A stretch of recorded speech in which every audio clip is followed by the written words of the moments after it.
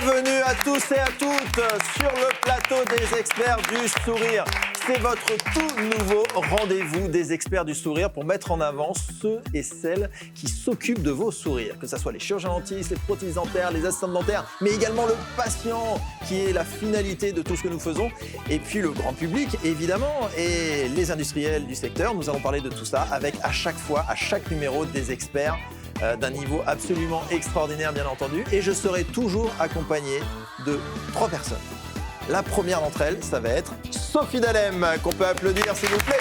Sophie, vous êtes prothésiste dentaire, patronne du laboratoire Label Dent Sophie Dalem à Metz. Et vous serez notre chroniqueuse permanente, capitaine d'équipe systématiquement. Génial. Ça vous va? Ouais. On est d'accord, vous avez signé de toute façon, hein, obligé. Ouais, on est d'accord. Toute l'année, mais je suis ravie d'être là. Et en face de vous, j'en suis sincèrement désolé, nous aurons systématiquement Sébastien Miasso, qu'on applaudit. Aussi. Sébastien Miasso, vous êtes meilleur ouvrier de France, président de l'association des meilleurs ouvriers de France, président de l'association Je choisis le serein Made in France, n'en jetez plus. Merci d'être là, vous serez là à chaque fois, capitaine d'équipe également. J'ai pas signé pour ça. Non, bah ouais, je suis désolé, mais...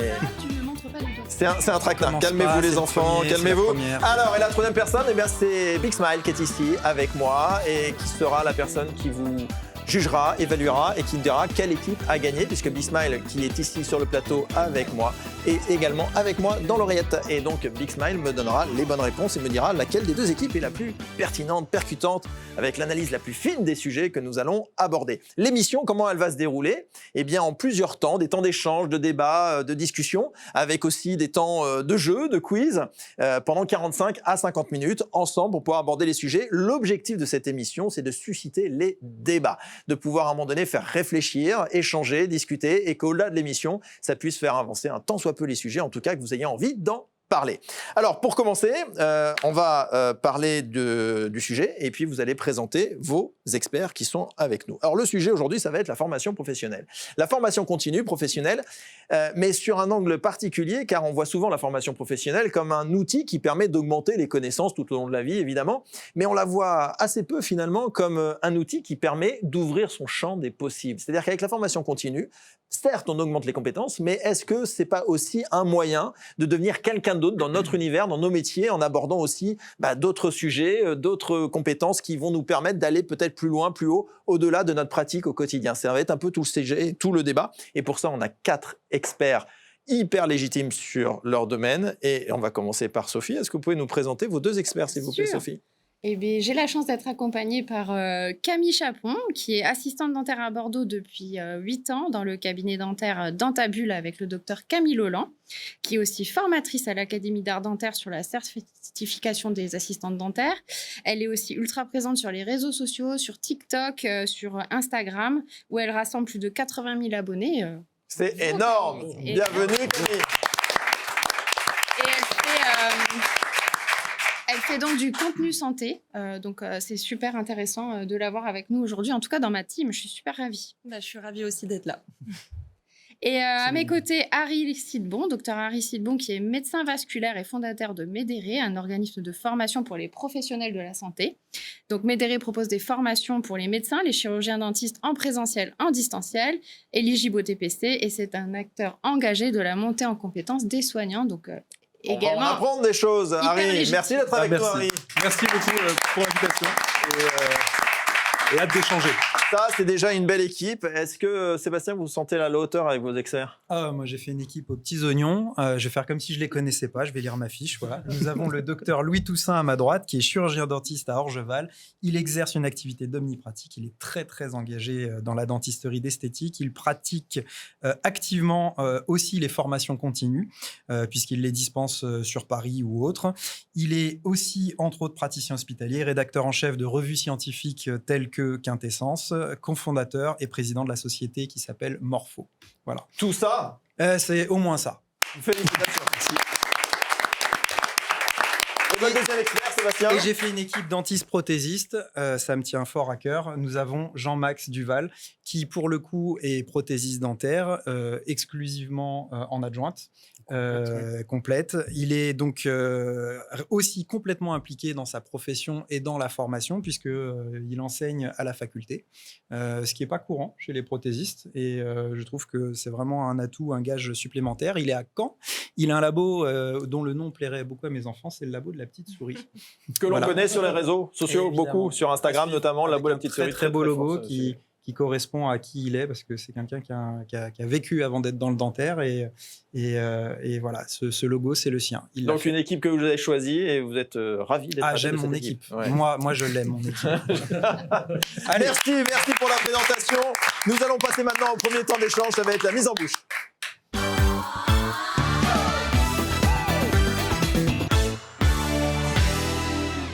Alors nous allons, en retour sur plateau, commencer à échanger sur le sujet. Ma première question sera pour vous, Sébastien, sur la formation continue, la formation professionnelle, vous qui êtes meilleur ouvrier de France, donc vous y connaissez quelque chose, vous avez augmenté vos compétences tout au long de votre vie, mais également ça vous a ouvert à des champs du possible assez puissants, puisqu'aujourd'hui vous êtes un col bleu, blanc, rouge, il y en a 15, on le rappelle, dans la profession, une quinzaine seulement. Quelle évolution majeure avez-vous constaté ces 15-20 dernières années, depuis que vous êtes prothésiste dentaire, dans la formation, qu'elle soit initiale ou continue, mais on parle surtout de la formation continue. Puisque là, c'est une question personnelle, je vais répondre vraiment très personnellement, sinon j'avais vraiment autre chose à dire là-dessus. C'est, d'un point de vue personnel, pour moi, c'était exponentiel dès que j'ai mis le pied dans quelque chose d'aussi important que ce concours. Après, je ne l'ai jamais considéré comme une formation. C'est pour ça que je dis que c'est une réponse très personnelle. J'ai considéré que c'était une démarche où plus j'avais quelque chose à creuser au fond de moi, je ne me suis même pas posé toutes les questions sur ce que ça allait m'apporter et ce que j'allais y découvrir. J'avais besoin d'y aller sans savoir pourquoi. Et sans savoir pourquoi, si, dans le biberon, il y avait des choses. Mais oui, une fois qu'on arrive à ce niveau-là, derrière, on prend complètement l'ampleur du gain d'une belle formation. Déjà, visuellement, on a la caméra qui se dirige vraiment vers vous. Donc, on rencontre des gens, là, clairement. Et pas que dans le dentaire aussi. Ça m'a permis de rencontrer énormément d'autres univers qui m'ont permis de progresser socialement, moralement, intellectuellement.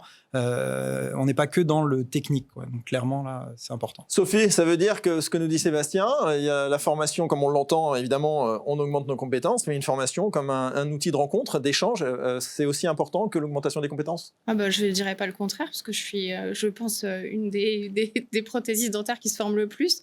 Vous formez et vous formez également. Exactement, j'ai passé des années à me former en France et à l'étranger parce que j'avais ce besoin d'apprendre et de me nourrir des autres. Et cette augmentation du potentiel, j'essaie de le transmettre à mon équipe aussi au laboratoire et de former au sein du laboratoire, y compris de faire des formations où tous les autres prothésistes sont les bienvenus pour justement augmenter le potentiel qu'on a en nous, de construire quelque chose de plus grand que ce qu'on pense. Harry, vous êtes le patron de Médéré, donc vous, la formation, vous la connaissez bien. Vous êtes médecin, donc cursus formation évidemment très important. Obligation de formation continue, bien sûr. Vous avez décidé d'en faire votre métier pour pouvoir former les professionnels de santé, dont aujourd'hui les praticiens également et praticiennes. Pour vous, votre métier, vous le voyez comment? On est dans un outil qui permet de pouvoir tout au long de la vie être à la hauteur de ce qu'on a choisi en termes de compétences, ou vous le voyez autrement comme une ouverture plus large? Alors, ça dépend si je réponds de manière personnelle ou si je réponds de manière un peu plus globale. De manière personnelle, moi, je crois que la formation, c'est ce qui m'a amené à aller créer une entreprise. C'est-à-dire que le fait de toujours vouloir apprendre, ça nous a amené vers ce chemin-là, d'aller se dire comment on peut transmettre ensuite. Et donc, toute cette logique qu'on peut avoir lorsqu'on va se former, de vouloir augmenter donc, ses compétences initialement, mais aussi, comme vous l'avez dit, son champ des possibles, parce qu'on ne sait pas ce qui existe avant d'en prendre conscience, eh bien, c'est un peu ça qui m'a donné cette envie-là. Et puis, de manière un peu plus globale sur le secteur de la formation en tant que tel, je dirais que nous, on voit l'évolution des praticiens aussi au travers de leur formation, des rencontres qu'ils vont faire, parce qu'il faut aussi ne pas oublier qu'une formation, c'est aussi des rencontres avec d'autres personnes qu'on forme, avec les experts qui nous transmettent. Et donc, tout ça permet aussi de permettre aux praticiens d'avoir une nouvelle vision de leur métier. On le voit, les praticiens ont une obligation, DPC. Donc, on l'a dit, Médéré est agréé et permet de faire des formations DPC pour les praticiens. Est-ce que ce n'est pas quelque chose qui, quelque part, est trop enfermant? C'est-à-dire, j'ai une obligation, je dois faire DPC. Du coup, je ne réfléchis pas justement à ce que ça va m'apporter aussi à côté, la rencontre, l'échange. Vous l'avez dit, vous formez formé vous a amené à devenir entrepreneur, ce qui n'est pas forcément le cas d'un médecin au départ. Et c'est cette ouverture-là que ça vous a apporté plus que la compétence dure, en fait. C'est ça? Alors c'est vrai, mais en même temps, c'est venu d'une curiosité. Et cette curiosité, peut-être qu'elle est venue parce qu'elle était à un moment donné obligatoire aussi. C'est-à-dire que je ne crois pas que ce soit antinomique. Le fait parfois de créer une obligation, ça pousse un peu les personnes à y aller. Parfois, c'est pas instinctif, parfois, c'est pas inné, parfois, on le priorise pas parce qu'on n'a pas le temps, parce que tout est plus important d'une certaine façon à certains moments, son travail, sa famille. Et puis, à un moment donné, ça pousse, quoi. On n'a pas le choix, on se dit, il faut que je le fasse, donc... Et ça allume l'étincelle. Et puis, une fois que l'étincelle est allumée, il faut juste maintenir le feu. Et ça, c'est ce que nous, on essaye de faire. Médéré, on le rappelle que vous avez créé votre camarade, Gabriel Neumann, que l'on salue également. Docteur Toussaint, Louis, est-ce que vous êtes d'accord avec ce que vient de dire Harry, docteur Silbon? Mais plutôt, oui, pardon, je t'ai coupé. Non, en fait, je voulais dire, vous, en tant que praticien, est-ce que le fait que ça soit obligatoire est une bonne chose, puisque de toute façon, quoi qu'il arrive, puisque c'était les propos, à partir du moment qu'on rentre en formation, c'est de toute façon une ouverture du champ des possibles? Moi, je trouve que c'est une très bonne chose, non simplement parce que quand j'ai commencé, c'était pas obligatoire. C'est 2016. Hein. Ouais. Je crois que c'était 2009, c'était remis au goût du jour en 2016. Donc moi, c'était une sorte de chimère à mon époque. Faut-il se former ou pas? Est-ce que quelqu'un va aller vérifier nos compétences? Et ça n'existait pas du tout. Donc on ne savait pas s'il fallait se former. Il fallait avoir envie de le faire. Moi, je l'ai toujours fait. C'est que je rejoins le même discours, c'est que c'est en se formant qu'on a envie de former les autres. Moi, j'ai une toute petite activité de formation qui n'a rien à voir avec la tienne, mais je le fais à l'hôpital avec les étudiants, donc c'est toujours très intéressant aussi. Et puis, on est dans l'échange, donc chacun apporte sa petite pierre à l'édifice. Et donc, maintenant que c'est obligatoire, oui, je pense que c'est une bonne chose.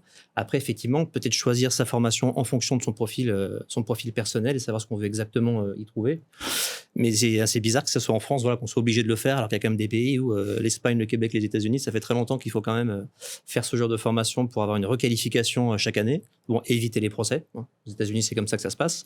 Mais au moins, comme ça va dans le bon sens où on doit se former quand même. Qu'est-ce qui se passe si jamais le praticien ne se forme pas en DPC? Il se passe quoi pour l'instant, pas grand-chose, mais ça va arriver. Enfin, Ouais, pas grand-chose.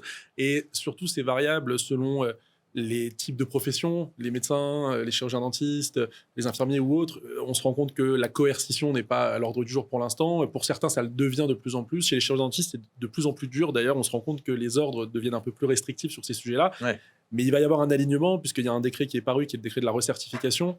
Et donc ça va nous faire très certainement aligner les choses et pousser un peu tout le monde dans cette démarche-là, mais d'une manière qui sera certainement peut-être un peu moins restreinte sur le plan scientifique que le DPC, et peut-être un peu plus ouvert pour les gens. Et un peu sur le soft skills et le comportemental. Et que d'autres choses soient... Louis, vous, on l'a vu, multiples activités autres que la pratique pure. Vous considérez que c'est la curiosité qui vous a amené à vous former, qui vous a ouvert ces portes-là?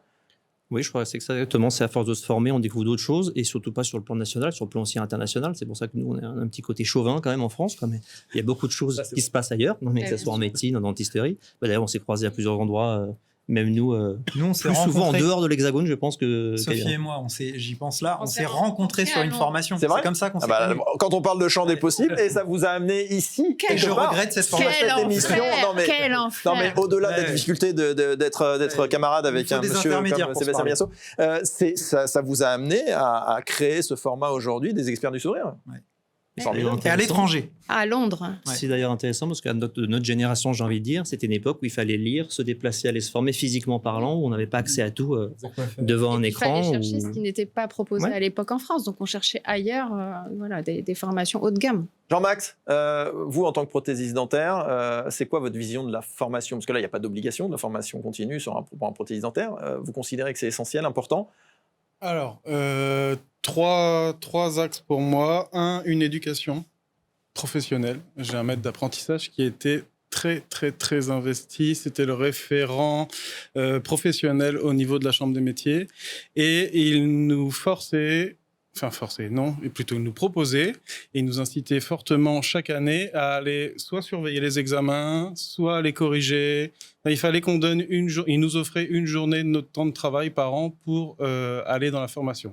Je considère qu'aujourd'hui, ce monsieur est décédé aujourd'hui, je considère aujourd'hui que c'est un respect aussi à son égard que de poursuivre ça. Alors ça, à titre personnel, c'est dans votre ADN, quoi, dans votre éducation. Je pense que c'est aussi dans mon ADN, j'avais besoin de transmettre.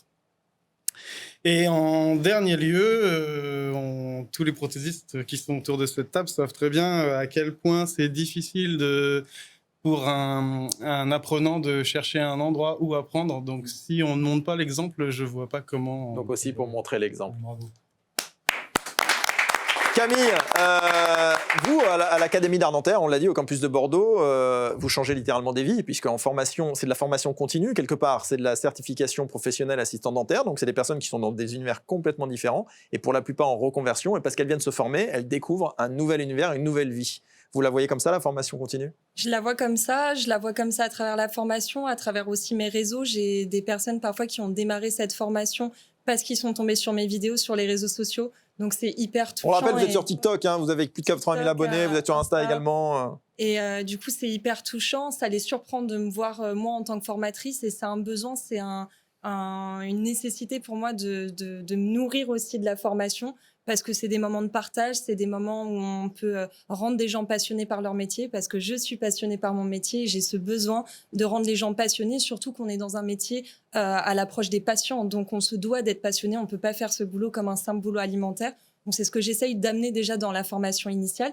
Et après, par aussi mon autre casquette de formatrice sur la formation continue, j'essaye de ramener des soft skills, des hard skills pour être encore plus performant au cabinet et rendre notre métier aussi en tant qu'assistant dentaire beaucoup plus intéressant et montrer auprès du cabinet et de son praticien aussi ce qu'on est capable d'apporter. Donc c'est vraiment un mix pour vous, véritablement, des deux. Oui. Nous arrivons à la fin de ce premier temps d'échange. Je vous remercie, messieurs, dames. Ça va être le temps de la nouvelle chronique. Une chronique que vous allez découvrir pour ce nouveau numéro. C'est la chronique incisive de Sébastien Millasso.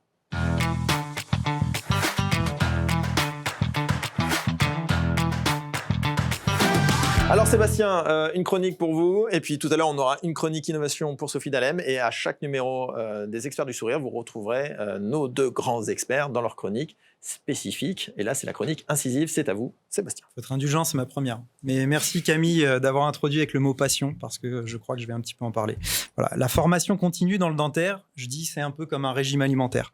On sait qu'on doit le faire, mais au lieu de l'avoir comme une chance de progresser, beaucoup considèrent comme une corvée. Et franchement, c'est dommage. Voilà. Combien de fois certains ont eu l'envie juste pour cocher la case et échapper à la paperasse ? On se dit, allez, encore une journée de formation, mais au fond, on ne se pose même pas la bonne question. Pourquoi fais-je cela ? C'est un peu comme aller chez le dentiste pour éviter une carie. On y va régulièrement, mais en fait, ça n'est pas pour lui rendre service, c'est pour éviter de se retrouver avec une dent qui explose pendant le dîner. Pourquoi la formation serait-elle différente ? On sait qu'on doit rester à jour de ces nouvelles techniques, mais cela ne devrait pas être une obligation, mais ça devrait être plus une histoire de passion. Merci Camille. C'est une véritable envie d'aller chercher plus loin, de se réinventer et de se dire, eh bien cette année, je suis devenu encore meilleur. Parce que la formation, c'est aussi un moyen d'évoluer socialement, de mieux comprendre nos patients, je me mets dedans, on va dire que ce sont nos patients, de mieux communiquer, de renforcer notre empathie. C'est bien plus que des gestes techniques. C'est un chemin vers l'excellence, une invitation à ne jamais se contenter du suffisamment bon. Mais si on suit une formation juste pour obtenir ce fameux certificat, c'est comme acheter un t-shirt. Je suis allé à la conférence sans vraiment avoir absorbé la matière. La formation devrait être un terrain d'expérimentation, un lieu d'épanouissement personnel et professionnel. Le véritable progrès ne vient pas dans l'acte de cocher des cases, il vient de la passion de son métier, de l'envie d'aller plus loin, de la curiosité de découvrir ce que l'on ne nous a pas encore enseigné. Quand on se forme, ce n'est pas juste pour un patient, ni même pour un collègue. C'est d'abord pour soi-même. Et là, je reviens sur ma démarche personnelle que j'exprimais tout à l'heure. C'était d'abord pour moi-même. C'est pour être un peu plus qu'un simple exécutant de gestes techniques. C'est pour être un professionnel épanoui, capable de prendre du recul, de s'adapter et surtout de dire « cette formation m'a permis de grandir, d'ouvrir mes horizons, d'être plus humain, plus humainement professionnel ». Si c'est juste pour éviter une sanction, c'est un peu comme courir après un train qu'on sait qu'on va déjà rater. Alors, la prochaine fois qu'on vous parle de formation continue, posez-vous la bonne question. Est-ce que je fais ça pour remplir une case ou pour m'améliorer, pour vraiment grandir dans ma pratique et dans mon rapport aux autres, excusez-moi. Si c'est juste pour les cases, autant aller à la salle de sport, sans faire de muscu, vos selfies auront autant d'impact, voire plus, dans vos stories. La formation, ce n'est pas une formalité, c'est une chance. Si seulement on pouvait le vivre comme ça plus souvent. Merci Sébastien Millasso. Alors, qui est-ce qui va à la salle de sport uniquement pour faire des selfies voilà. Mais je fais des formations. Merci pour cette chronique incisive. On va passer au deuxième temps d'échange. Ça va être le match.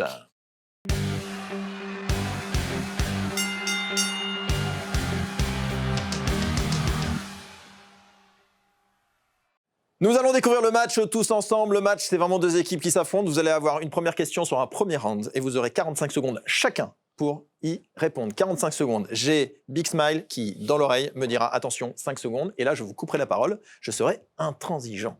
Donc, pensez à bien développer vos arguments en 45 secondes. Ensuite, on ira une mi-temps. On ne gêne pas l'équipe adverse, s'il vous plaît. Nous aurons une mi-temps, une deuxième question, 45 secondes. Et à la fin, Big Smile nous dira quelle était l'équipe la plus percutante qui a gagné ce match. Est-ce que vous êtes prêts? On va commencer par vous. Je suis pas prêt. Sophie, première question, 45 secondes. La formation continue tout au long de la vie, on l'a dit, est un outil essentiellement d'augmentation des compétences. Ou est-elle plus globalement un moyen d'ouvrir son champ des possibles pour vous? Est-ce que c'est l'un, est-ce que c'est l'autre, à votre avis? Sophie, votre analyse. Eh bien, c'est les deux. Merci Sophie. Merci, au revoir. Non, c'est les deux. Parce Disqualifié. Que vraiment, comme l'a dit Harry tout à l'heure, c'est se former sur des sujets bien précis qui concernent notre métier, mais c'est aussi se former et rencontrer les autres parce qu'on apprend autant du formateur que des participants parfois. Et ça, c'est vraiment très important. On peut créer aussi des relations qui sont très fortes, des amitiés. On peut développer son réseau business. Ça, c'est vraiment quelque chose de super. Tu m'as fait un bisou? C'est un petit smack qui est parti, ça veut dire qu'il vous apprécie beaucoup. Pas d'où il vient. Je suis très heureux de vous avoir rencontré sur Information. Mais c'est C'était un vrai. like. C'était un like sur Facebook. Mais... C'était un like en réel, in real life. Non, mais c'est vrai que toutes ces personnes, je vous ai tous rencontrés grâce aux réseaux sociaux, Geoffroy, Sébastien, Louis, Jean-Max, que j'ai invité à une formation chez moi au labo. Et vraiment, ça ouvre vraiment plein de choses sur l'amitié et les compétences professionnelles. Merci Sophie, super. Sébastien, même question pour vous, c'est quoi? Vous avez commencé à y répondre déjà, mais si vous deviez choisir, ça serait quoi? Je dois choisir. Bon, je vais pas faire comme elle. Je vais vraiment bien répondre à la C'est question. comme vous voulez, vous avez tous les droits, vous êtes meilleur ouvrier de France. C'est vrai. Alors, je vais dire comme elle, les deux. Non, clairement. Copieur. Mais oui, c'est comme ça. Non, clairement les deux. On a besoin. On a besoin de se former, donc techniquement c'est utile, clairement. Mais une fois qu'on y est, on se rend compte qu'il se passe d'autres choses. D'ailleurs, je suis aussi formateur et c'est souvent ce que je dis à mes stagiaires. Vous vous rendez pas compte à quel point vous êtes venu chercher quelque chose en moi, mais combien je vous prends à vous. À chaque fois que j'ai une équipe devant moi, les moindres questions me remettent tout le temps en question moi-même. Ah oui, c'est se former et former en fait. Ah ouais, non, mais se former, il n'y a rien de plus formateur que de former. C'est comme avoir des enfants d'ailleurs. 5 Voilà. secondes. Moi, j'ai 2 enfants en bas âge, ceux qui en ont, ils le savent. En fait, on devient quelqu'un d'autre et au contact de ceux qui en savent le moins.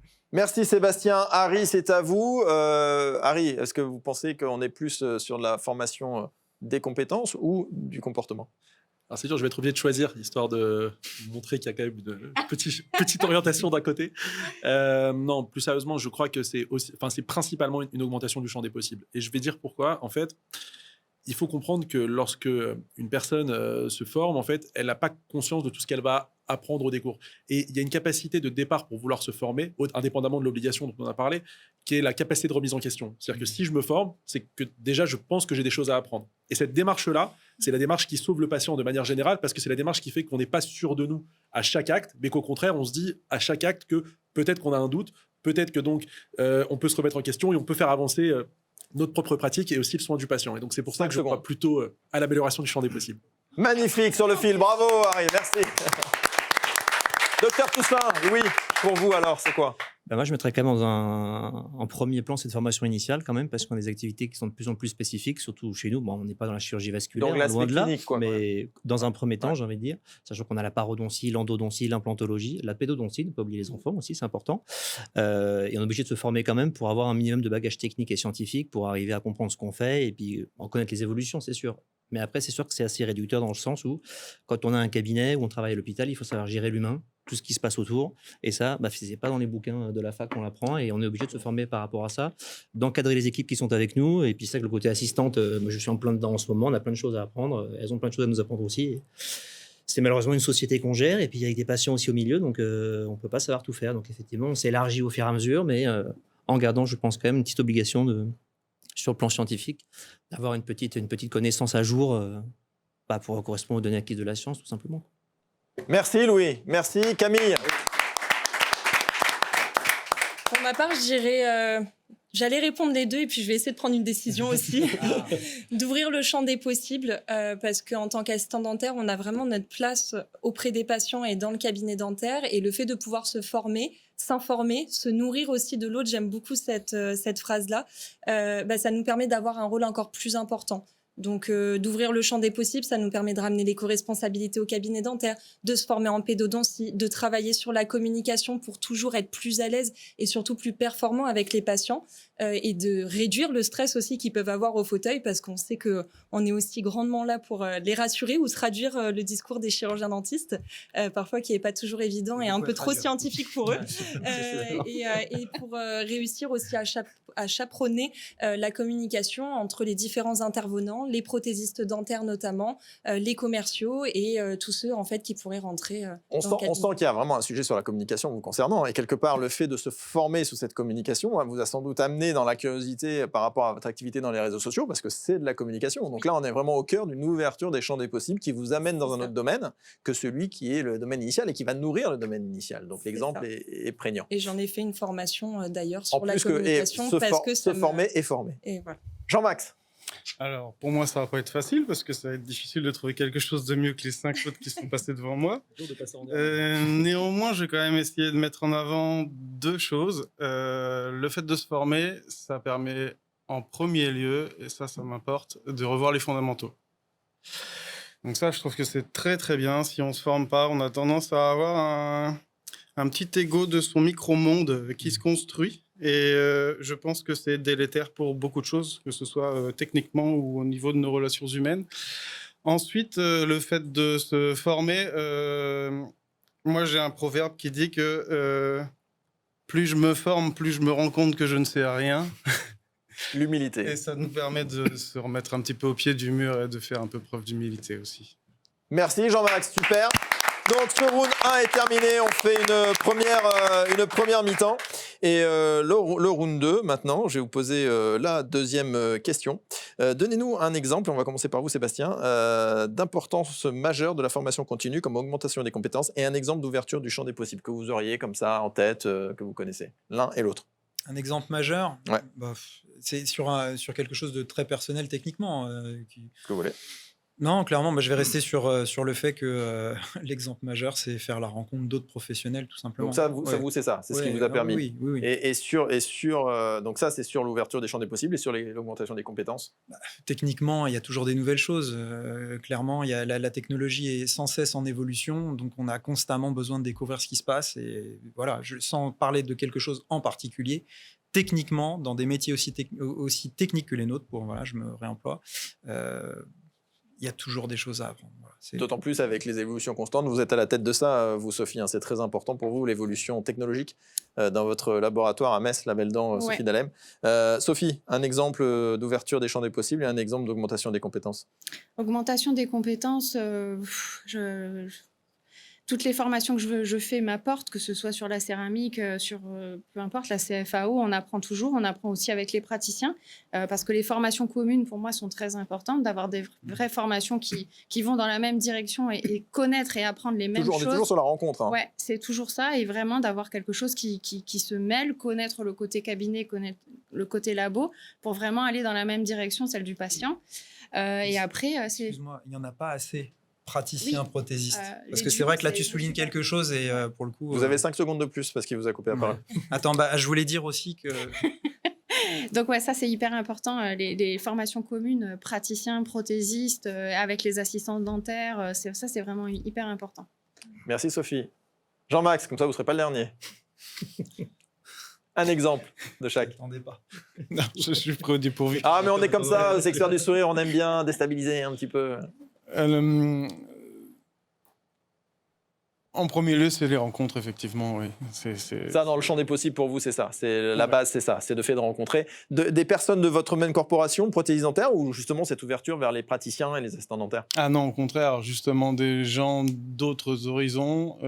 L'idée, c'est aussi de remettre en avant et de majorer cette notion d'équipe qu'il y a entre l'assistante, le praticien, le prothésiste et le patient, bien entendu. Je trouve que c'est un travail à 4 mains et c'est bien que tout le monde puisse apporter sa pierre et sa vision et sa technicité qui lui est propre en plus.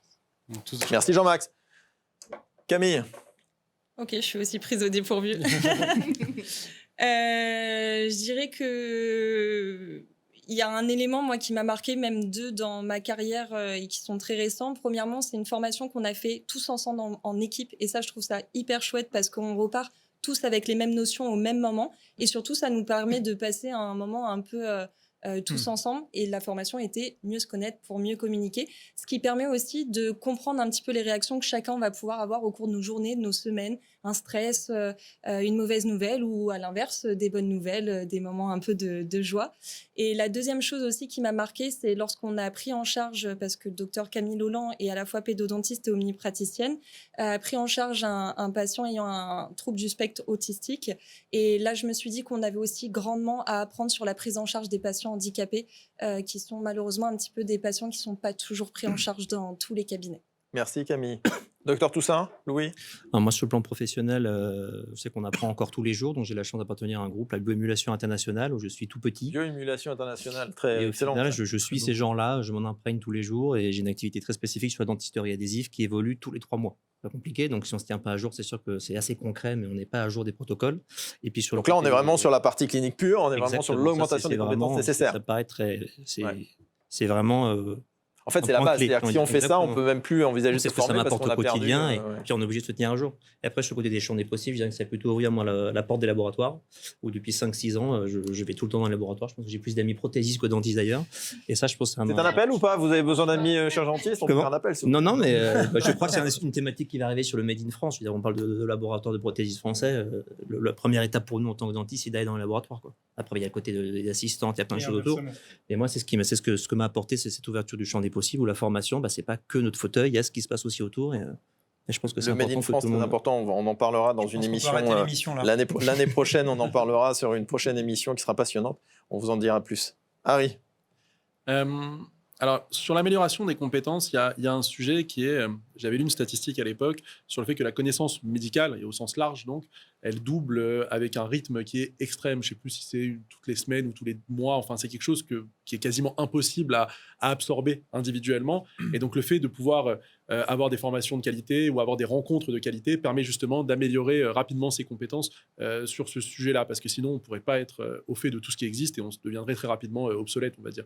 Et puis, du côté champ des possibles aussi, on est aussi à une époque où il y a l'intelligence artificielle.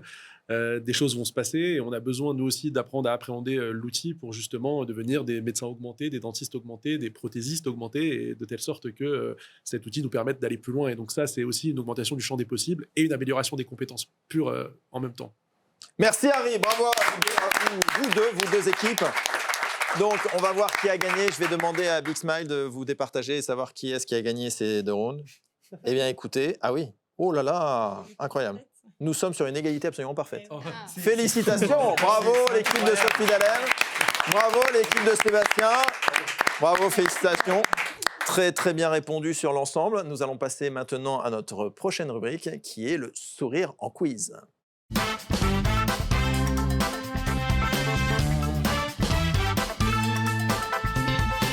Alors, sourire en quiz, qu'est-ce que c'est? C'est une rubrique passionnante où on va avoir les 2 équipes qui vont s'affronter sur des quiz. 5 questions d'un côté, 5 questions de l'autre, plus la question de la mort à la fin pour les départager. Et sur les 5 questions, ils pourront avoir 0 points, 1 point, 2 points, 3 points, 4 points ou 5 points. Et on va commencer par l'équipe de Sophie. Il va falloir être bon. Alors, nous allons scinder l'écran et nous allons avoir la première question qui va arriver. Est-ce que vous êtes prêts? Oui. La première question, quel est le nom de la première dent de lait qui apparaît généralement chez les bébés? Réponse A, B ou C? Non. Alors, certainement pas. C'est pas vous qui parlez. Mais non. Alors, réponse A? En pédo, bien sûr. Non, c'est... Vous pouvez... du cabinet, hein, si je me trompe. L'incisive centrale? Oui. C'est bon, c'est ça, c'est sûr? Oui. Ok, c'est une bonne réponse. Félicitations, bravo. Ouais. J'ai pas le droit à l'erreur. Là, je pense que Camille rentre au cabinet, elle me dit dehors. Deuxième question. Quel est le nom du processus de blanchiment des dents effectué par un professionnel dentaire? Éclaircissement dentaire. Éclaircissement dentaire, on est tous d'accord? Vous êtes d'accord? C'est la réponse? Non, c'est blanchiment. Non, ça on blanchit. C'est une excellente réponse. Bravo. Le blanchiment. Non, mais moi je suis pas d'accord, c'est pour ça que je disais ça. On blanchit l'argent, pas. Il y avait voilà, c'était éclaircissement dentaire ou le blanchiment dentaire professionnel. C'était l'une ou l'autre. Voilà. Non, c'est pas bon. Donc je rappelle qu'en fait, vous avez chacun un nom d'équipe. Hein. Nous avons du côté de Sébastien Millasso les charbons actifs et les menthes poivrées du côté de Sophie Dalem. Donc les menthes poivrées ont 2 points sur 2 pour l'instant. Troisième question. Quelle est la fonction principale des incisives? Petit A, broyer des aliments. Petit B, déchirer des aliments. Petit C, couper des aliments. Ou petit D, mâcher des aliments. Mâcher. Tu veux nous induire en erreur? Ça me. Je crois. Je peux bâillonner. Donc on est sur la réponse C, on est d'accord? Ok, c'était une excellente réponse, 3 points sur 3, bravo. Quatrième question, quel est le nom de l'instrument utilisé pour éliminer la carie dentaire? Alors, réponse A, la fraise, réponse B, le détartreur. Ça fait un petit peu film, le détartreur, je trouve. Réponse C, le miroir dentaire. genre de Réponse film? D, la sonde parodontale. On doute, hein. Je dis plus rien parce que. La fraise. La fraise, réponse A, c'est enregistré, c'est une excellente réponse. 4 points sur 4, bravo. Dernière réponse pour faire peut-être un sans faute. Ce qu'on appelle Roland Garros un Rafael Nadal maintenant. Réponse 5, question 5. Quel est le nom de la membrane qui entoure la racine de la dent et la relie à l'os alvéolaire? Alors attention parce qu'il n'y a pas de proposition et donc elle est un peu complexe, mais comme vous êtes des experts, je répète, quel est le nom de la membrane qui entoure la racine de la dent et la relie à l'os alvéolaire? Le ligament alvéolo-dentaire. J'espère que c'est ça. Redites ça. Le ligament alvéolo-dentaire. Non, c'est pas ça. Big Smile, est-ce qu'on l'accepte ou pas? Ah non, bah non. Alvéolaire, C'est pas- parodontal. non, Non, c'est- là non. c'est ligament alvéolo-dentaire. On est d'accord? Il peut vérifier, c'est. Allez, Big Smile me dit que c'est une bonne réponse. Bravo. Félicitations. 5 points. Ne m'applaudissez pas un truc pareil. 5 points sur 5. Voilà. Et vous n'avez pas le droit à l'erreur. Hein. Alors, vous êtes prêts, les charbons actifs? C'est parti. Première question. Quel est le nom de la substance souvent appliquée sur les dents pour prévenir les caries? A, le calcium. B, le fluor. C, la vitamine D. D, le fer. Le fer, non? Alors c'est quoi? Ah d'accord, bon, on va dire réponse B. Sûr? Réponse Pas B. le fer. Le fer. Non, Réponse B, non, le pas. fer. Ok, réponse B, le fer, c'est une bonne réponse évidemment, bravo. 1 point sur 1, ça démarre bien. Deuxième question, quel est le nom de la condition où les dents du haut recouvrent excessivement les dents du bas? Tu veux faire appel à un ami? Quel est le nom de la condition, comment ça s'appelle quand les dents du haut recouvrent excessivement les dents du bas?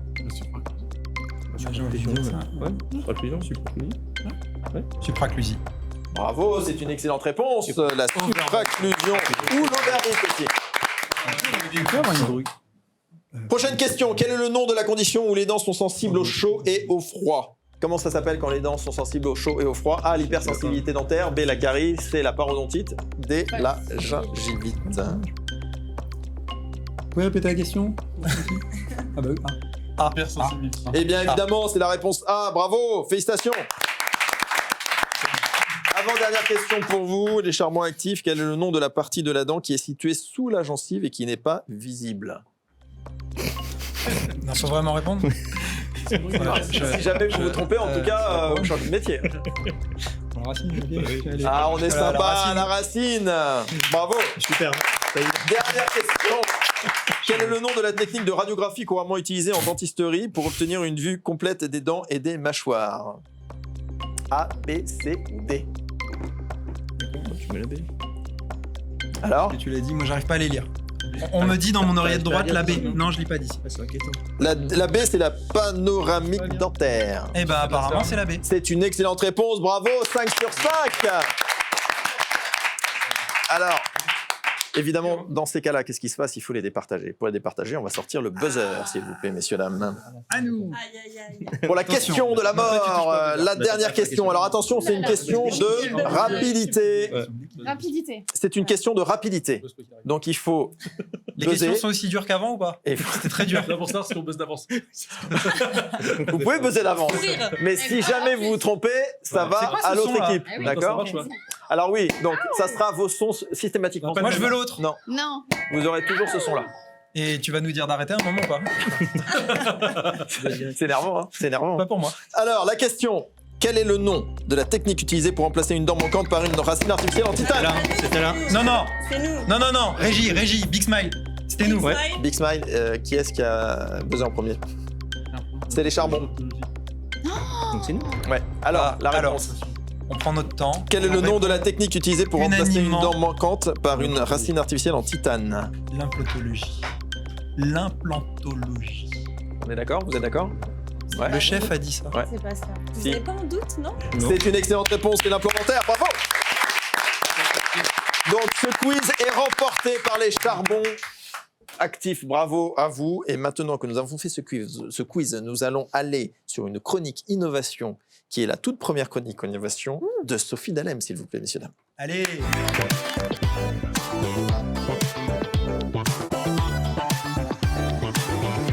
Sophie, de quoi allez-vous nous parler aujourd'hui sur votre chronique innovation? Alors, c'est une innovation qui n'en est pas vraiment une, mais j'ai une experte à côté de moi qui fait du contenu sur les réseaux sociaux. Et ça, je trouve que c'est un sujet un petit peu controversé. Est-ce que c'est du bon contenu ou du mauvais contenu? Et la révolution silencieuse dans la formation dentaire, aujourd'hui, qu'est-ce que c'est? Longtemps réservées aux bancs de l'école et aux salles des congrès, les formations s'ouvrent désormais aux nouveaux formats qui sont plus accessibles et plus humains et surtout plus connectés. Tu ne me diras pas le contraire, Camille. Absolument pas. Toi non plus, j'imagine. On voit apparaître des figures donc comme Camille et Jean-Max, le labo de la petite souris, leur nombre de followers qui ne cesse de croître et avec les réseaux sociaux, les vidéos pédagogiques et les vlogs sur YouTube qui dépoussièrent l'image des métiers et qui créent un pont direct entre le savoir et ceux qui veulent apprendre. Elle incarne la nouvelle génération de professionnels qui partagent, qui vulgarisent, mais rendent la technique vivante, concrète et surtout à la portée de clics. Alors que je ne sais pas vous, mais moi, dans mon canapé, j'ai que des dents et des chiens de temps en temps, et des dents et des dents et des dents. À côté de ça, les sociétés Pas du que. dentaire proposent aussi des formations, des petits trucs et astuces, des techniques, centrés sur des produits ou des protocoles. Et ça, je trouve ça super sympa. Une expertise pointue et structurée, comme le fait Bredon ou d'autres marques. En tout cas, ce qui change, c'est que ces formations-là se digitalisent, se démocratisent et se vulgarisent. Les écoles restent un socle, mais tout ça, ça s'ouvre petit à petit avec TikTok, YouTube, les lives, les masterclass, les Facebook Live, les Insta Live, enfin tout ce qu'il peut y avoir. Les formations privées fleurissent aussi. En connexion directe avec les réseaux sociaux. Tout ça contribue à transformer le métier. On ne forme pas seulement à faire, on forme à comprendre, à s'adapter, à évoluer. On forme aussi les patients à comprendre ce qu'est notre métier et ça, c'est super important. Le savoir devient donc mobile, vivant et participatif, une formation qui donne envie. Les réseaux sociaux ne remplacent pas les formations classiques. Attention, ils l'augmentent. Il l'augmente et les perspectives, ça crée des communautés et surtout, ça réconcilie les générations autour d'une vision commune et un métier du dentaire qui est plus humain, plus partageur et plus tourné vers l'avenir. Merci Sophie. La potentialisation de la formation continue par notamment l'apport aussi des réseaux sociaux quand elle est bien pilotée. C'est mal. C'est Comme dur on à peut- dire, mais c'est pas mal. Comme quand on même. peut la voir sur ce plateau avec Camille et Jean-Max notamment, qui sont très actifs sur le sujet. Nous allons passer à notre dernier temps d'échange. On va parler prospective, c'est sourire et demain.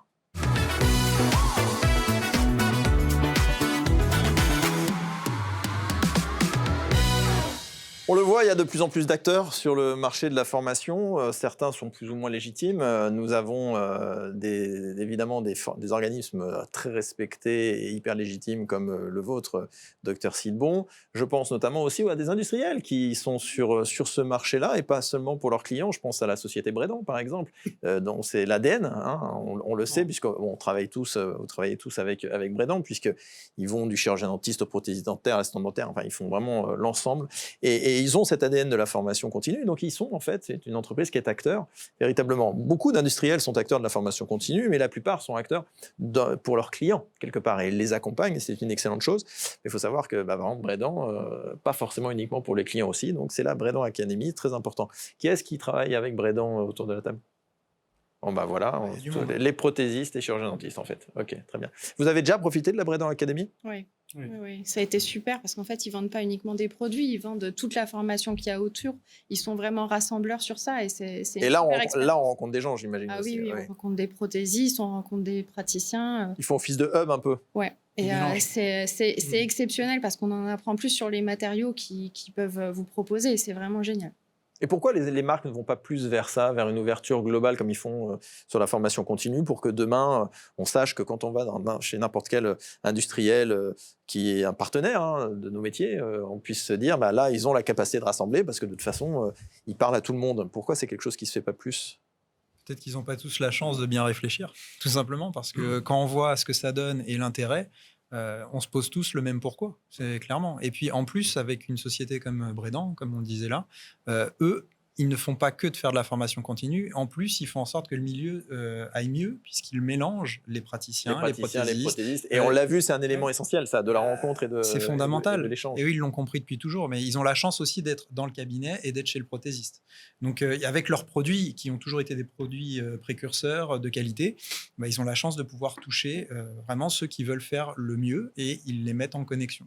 Parce que vendre un produit, c'est facile. Enfin, je sais que moi, ça m'est arrivé par le passé. J'achète un produit, mais j'ai pas la formation qui va derrière de comment l'utiliser. Je sais pas si je l'utilise correctement. Mais là, on a vraiment la formation qui est dédiée à ça pour optimiser le produit. Oui, mais là où c'est intéressant, c'est que ça, c'est essentiel et l'ensemble des industriels du secteur sérieux le font, évidemment. Oui, mais c'est que ça va même plus loin. C'est qu'il n'est pas forcément obligatoire d'acheter un produit Brédan, par exemple, pour aller à une de leurs formations. Ah non, pas du tout. Et c'est là où le deuxième point, c'est la rencontre dont on parlait. C'est-à-dire que dans la formation, l'essentiel, quand même, on le voit, ça se dessine dans ce que vous dites, c'est vraiment la rencontre. Et surtout dans les trois métiers, prothésiste, chirurgien dentiste, assistant dentaire. À cela près que là où ils sont forts, c'est qu'ils ont toujours été en avant des nouveaux produits. Donc on n'est pas obligé d'acheter chez eux, mais si on veut avoir ce qui se fait de mieux dans les nouveautés, ils sont souvent présents. Jean-Max. Alors, est-ce que l'explication pour l'exemple de Brédan ne tient pas au fait que c'est une entreprise familiale déjà à la base et que cet accompagnement qui va bien au-delà, bien au-delà de la Brédan Academy, elle se fait aussi au laboratoire.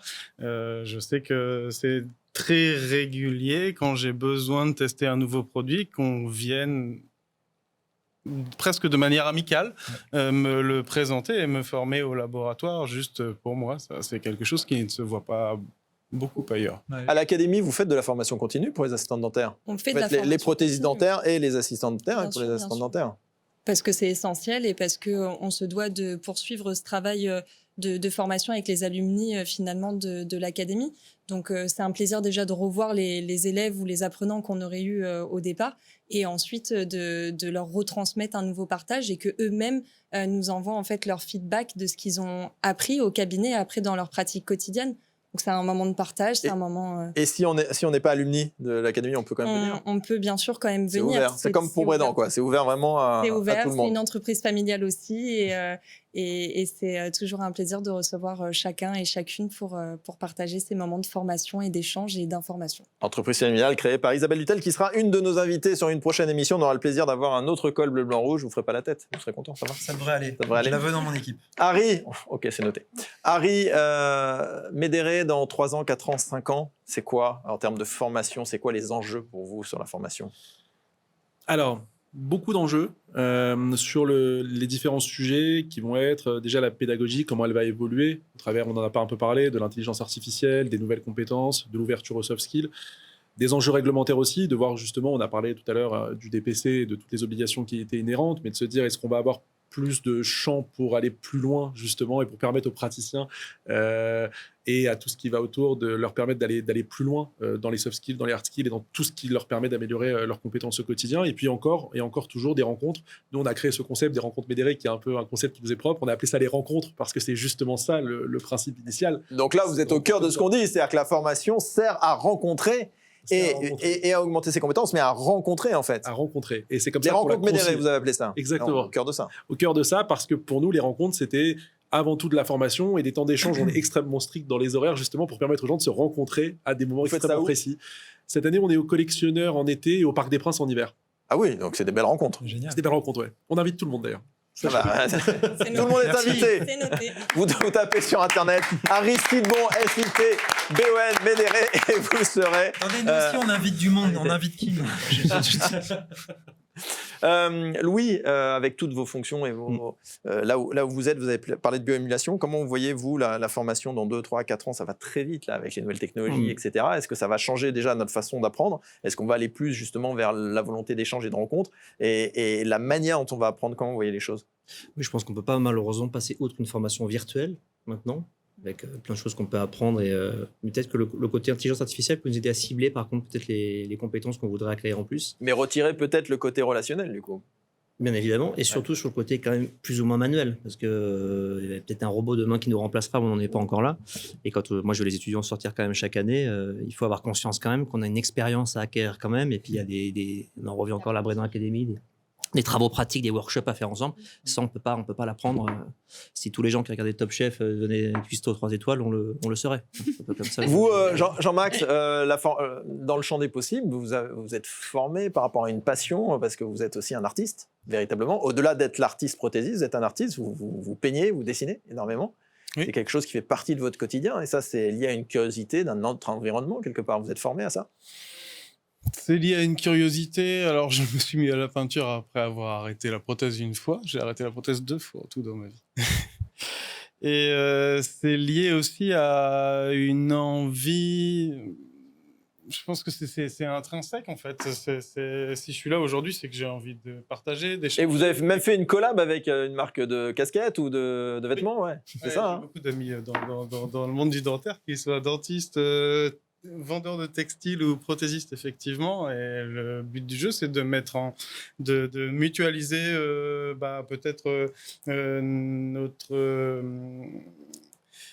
la notoriété qu'on peut avoir sur les réseaux sociaux pour pouvoir aider d'autres et mettre en avant des gens qui ont des protocoles très travaillés mais qui n'ont pas forcément les outils pour pouvoir les mettre en avant. Enfin, je pense que tous autour de cette table, on a tous des choses à s'apporter les uns les autres et qu'on peut grandir ensemble. Voilà, on revient vraiment à chaque fois à ça, c'est vraiment la relation et autres. Et pour ça, il y a des rendez-vous qui sont hyper importants et de qualité. Je pense notamment aux entretiens de garancières qui ont lieu en septembre chaque année, fin septembre chaque année, qui est un rendez-vous qui se fait à Paris avec les chirurgiens dentistes, mais aussi les assistants dentaires et ouvert aussi aux prothésistes dentaires. Je pense au salon Aria, évidemment, à Lyon. C'est la 10e édition en 2025. Je pense également à l'ADF, bien sûr, où on pense que c'est uniquement chirurgien dentiste. Mais non, c'est évidemment, quand on pense à chirurgien dentiste, on pense à assistant dentaire, mais il ne faut pas oublier qu'il y a prothésiste dentaire aussi derrière. Et tout ça, c'est des rendez-vous où tout le monde peut aller et il faut y aller parce que là, on est dans de la formation quelque part. Ce n'est pas forcément une formation comme on l'entend, où on est assis derrière un bureau, etc. C'est une formation parce qu'on voit à un moment donné une conférence là, mais surtout, c'est une rencontre, c'est un échange, c'est des événements, c'est des soirées. Et quelque part, c'est ça aussi qui fait évoluer. On est d'accord avec ça ? On a les experts du sourire maintenant. Et maintenant, vous avez les experts du sourire. Mais qu'est-ce qu'elle est forte en transition. Vous allez revenir, tiens, pour la peine. Vous avez les experts du sourire. On termine ce troisième temps d'échange. Voilà, ça passe vite. Hein. C'est vraiment formidable. Je vous propose une petite conclusion et de dire que la formation continue est bien évidemment essentielle pour l'augmentation des compétences. Vous avez dit, docteur Toussaint, parce que aujourd'hui, ça va de plus en plus vite. Et si on ne se met pas à niveau, à un moment donné, forcément, on perd pied et on passe à côté du train de l'innovation. Et ça, c'est bien dommage. Et on le doit notamment aux patients, qu'on soit prothésiste dentaire, chirurgien dentiste ou assistant dentaire. Mais que ça, c'est un petit peu la base, la raison d'être. Mais la potentialisation de ça, c'est l'ouverture des champs des possibles pour devenir aussi la meilleure version professionnelle de ce que l'on a envie d'être. Et c'est ce que nous permet notamment de rencontrer. Et de ce que vous avez dit, c'est par les rencontres que l'on fait, que vraiment on progresse et qu'on devient quelqu'un, 2, 3, 4, 5.0 de ce que nous sommes. Les rencontres avec les formateurs, mais aussi avec, quand on est prothésiste et chirurgien dentiste, les assistants dentaires, quand on est assistant dentaire avec le prothésiste, etc. Et il faut vraiment aller vers ça. Donc vous avez été d'excellents ambassadeurs de ça et je vous remercie pleinement. Bravo à vous. Bravo à vous. Nous allons maintenant passer à la dernière chronique. On va accueillir, s'il vous plaît, sous vos applaudissements, notre humoriste qui est avec nous depuis déjà des années et qui nous a suivis de la radio à la télé. Attention, vous continuerez à nous suivre avec le grand sourire à la radio, mais là, sur les experts du sourire, vous allez le voir en vrai, vous allez voir à quoi il ressemble. J'espère que vous ne serez pas déçus. Je demande à Mathieu Polo de nous rejoindre.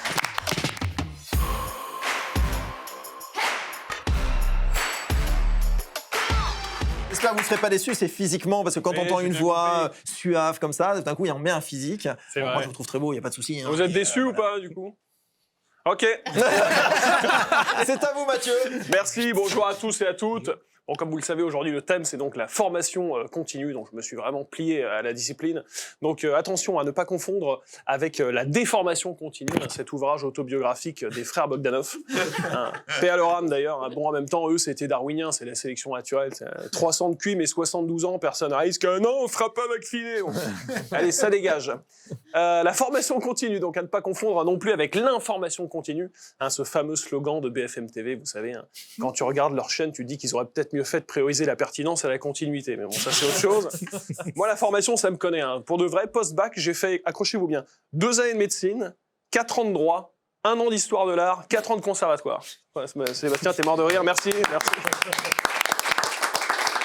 J'attendais pas des applaudissements, mais bac plus 11 en cumulé, mais sans jamais finir aucun cursus. C'est-à-dire, j'ai calculé, j'ai coûté aussi cher à mes parents que si j'avais fait Harvard.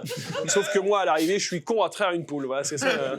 Première option de formation qui s'offre aux jeunes, c'est devenir stagiaire. Alors, moi, je l'ai été, hein, mais vraiment en bas de l'échelle. C'est-à-dire que moi, j'ai apporté les cafés, mais aux autres stagiaires. Si vous voulez. Se former, c'est améliorer ses compétences, évidemment, mais c'est aussi gommer ses défauts. Vous voyez, attention, il existe des défauts, je trouve, qui peuvent persister et qui sont amusants. Pour les connaître, il suffit par exemple de regarder les défauts des personnages principaux de fiction.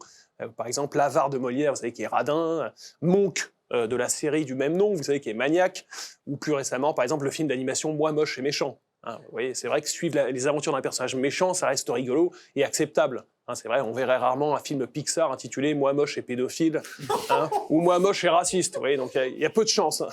Ouais, de mon côté, je me suis formé du coup sur le parcours de certains d'entre vous. J'ai pas le temps de traiter tous les CV en 2 minutes, mais j'ai vu par exemple le docteur Louis Toussaint, du coup.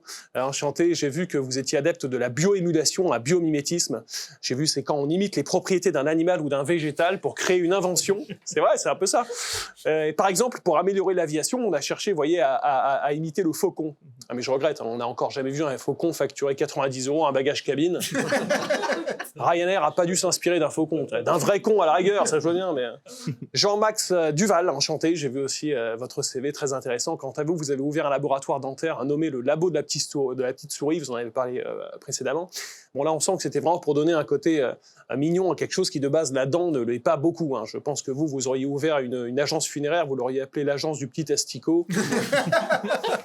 Ou un cabinet de proctologie, le cabinet du petit doigt. Oui, je pense, Dans le monde du dentaire, une compétence nouvelle, souvent développée en formation continue, j'ai vu, c'est la médecine légale.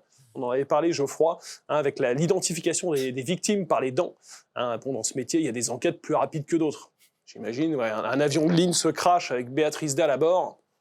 Une personne avec un diastème de 9 cm entre les 2 incisives du haut, il n'y en aura pas 14 à bord, c'est ça que je veux dire. À la morgue, ça va être très rapide. Le seul truc que tu crains à la rigueur, c'est qu'elle se réveille pour aller bouffer l'oreille d'un autre cadavre. Parce que pour ceux qui savent, je pense qu'il y en a dans l'assemblée, elle avait vraiment confié, et elle s'était confessée dans une interview qu'elle avait un jour mangé l'oreille d'un cadavre dans une morgue avec un pote médecin légiste. Voilà. Et à la fin, la meuf, c'est-à-dire que bon, Béatrice Dalle, c'était dans le titre en même temps, j'ai envie de dire. Certains ont parlé de biomimétisme du vautour, voilà, donc à ce niveau-là de dégueulasserie, je pense que c'est même les vautours qui font du biomimétisme de Béatrice Dalle. Il y en a même il y a quand même des starbés sur cette terre, des starbés innés, qui eux, pour le coup, visiblement, n'ont besoin d'aucune formation. Merci Mathieu. C'était le rictus de Mathieu Polo. Merci à vous. Merci Mathieu. Mathieu, on vous retrouvera la prochaine émission. Il me semble, c'est dans ouais, c'est dans longtemps, c'est dans plusieurs mois, puisque ça sera en décembre. Ce sera avec plaisir. Et la thématique, vous la connaissez?